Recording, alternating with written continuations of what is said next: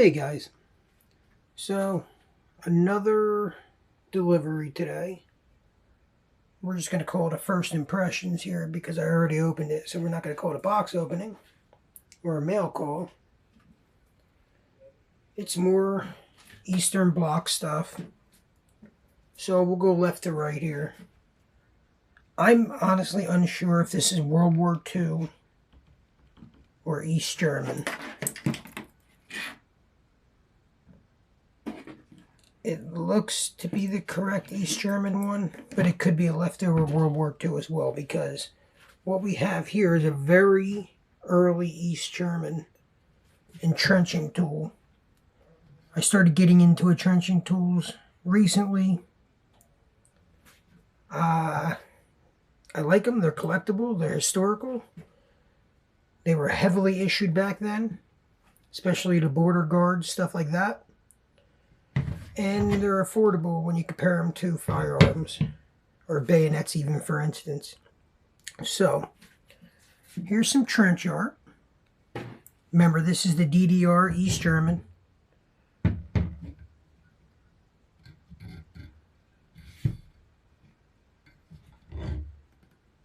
That's what the handle looks like. It is an early styled riveted one, so it's like the World War II, except for you can see the curvature. You can see it actually has more of a curve to it. The World War II one would have been straight. Ground off rivets in the back. This is 100% verified East German 50s entrenching tool. Then we'll come over here to the Romanian entrenching tool. It says World War II. It was used in World War II, but it was also used past that in Romania. This is the folding type. The East Germans actually went from this type here, and they went to one almost identical to this. Now this is a little stiff. I had some trouble folding it down one-handed. I oiled it up. You can see I have to really kind of use two hands, but now I got it.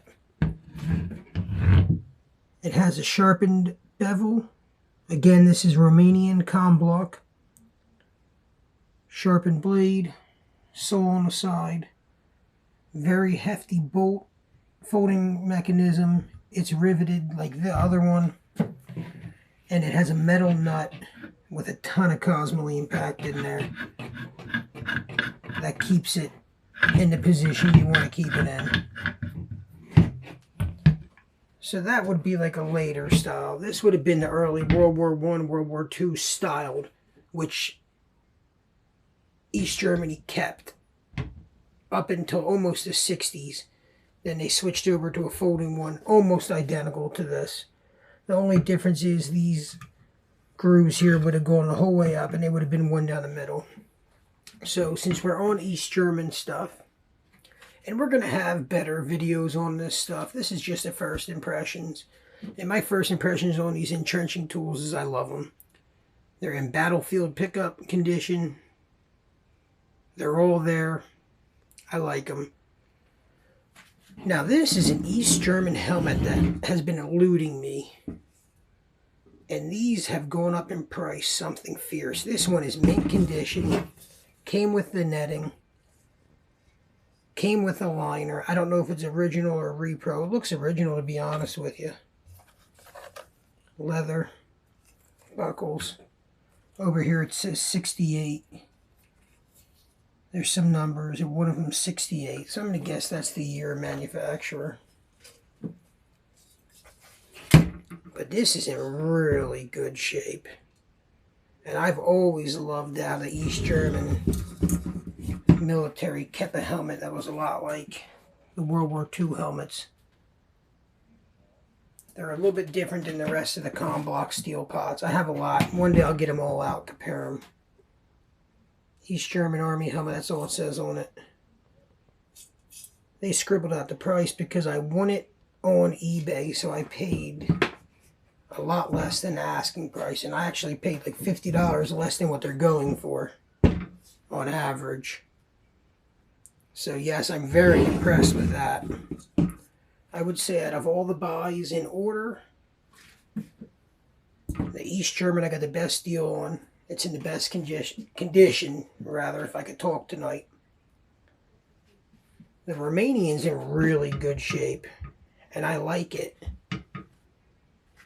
And I don't have much Romanian surplus, because to be honest with you, Romanian surplus is harder to get. They probably used it longer. The East German, funny story about this, I ordered it. I paid a little bit more than I wanted to, but I was having an impossibility of getting an East German. I was not having any luck. I signed up for an app, Macari, I'm sure you guys heard of it. Day one on the app, because I was trying to sell some stuff I had laying around, an East German entrenching tool with the bat symbol and everything. Well, what they call the bat symbol. It's an engraving on it that the East Germans put on the later models like this. And it was a later model, like the 60s or 70s, that got rid of the rivets. It's coming in the mail. I got it for a fraction of what I paid for this one. So now I have two, which is cool because this is an earlier riveted model and that's a later welded model. So, alright guys, this is what I got in the mail today. You're going to see more entrenching tool videos comparing a bunch of different ones. I have a fixed blade Romanian coming. I have that DDR one coming. I can't remember if I have any more, to be honest with you. And I got a Russian Spetsnaz one that I showed you last week. So we'll be doing some more in-detailed videos on this stuff. And you'll see it tabletop when I go back to reviewing the Communist Bloc firearms after I get to go to the range.